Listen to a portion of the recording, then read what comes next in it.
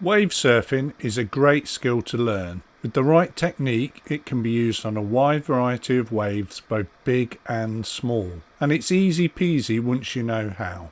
On continuous white water, surfing a wave can provide a resting place and an opportunity to gather your thoughts before moving on. For serious playboaters, a wave is used to perform all sorts of tricks, including spins and loops.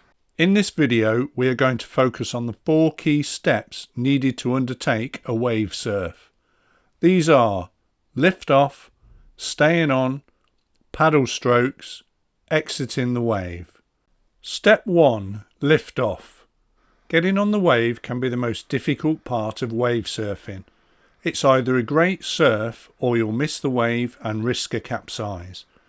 The usual way to approach the wave is from an eddy at the side of the wave. Your position in the eddy should be at least level with the lowest bit of water in front of the wave. It's called the trough. Your kayak should be facing upstream. You are going to control the way the kayak moves onto the wave using the angle of the kayak rather than the power of your paddle stroke. Don't worry, it's easier than it sounds. From the eddy, you should angle your kayak towards the wave like this. Not much angle, perhaps between 5 and 10 degrees. If needed, a very light paddle stroke on the shore side of the kayak will initiate the move onto the edge of the wave. As the kayak begins to glide onto the wave, you can use a paddle stroke on the opposite side of the kayak to make sure it does not continue to turn as it moves onto the wave. The angle of 5 to 10 degrees must be maintained as this makes the entry onto the wave much easier. A common mistake is to let the kayak go because too much angle is applied, as is shown here.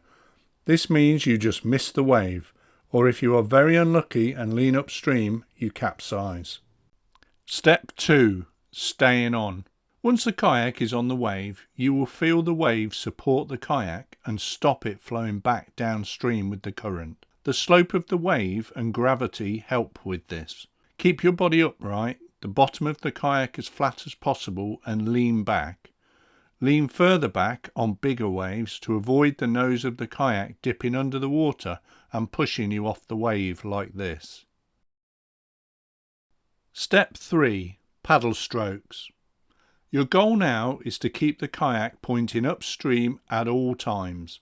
A movement of 5 to 10 degrees each way is fine, and you can control this by dropping the paddle blade in the water on the opposite side of the kayak to counter the movement like this. Remember, your paddle is a very strong lever, and in fast water even a small stroke can make a big difference to the angle of the kayak. It's best to use quick and light strokes instead. Step 4. Exiting the wave. Hopefully you have maintained your wave surf for a short period of time. It's now time to leave the wave. Check behind you to ensure there are no obstacles or other paddlers.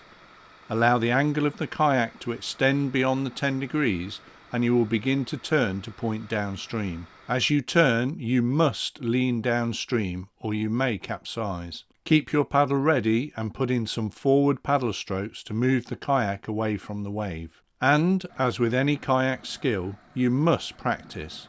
Any wave on a river is a potential surf.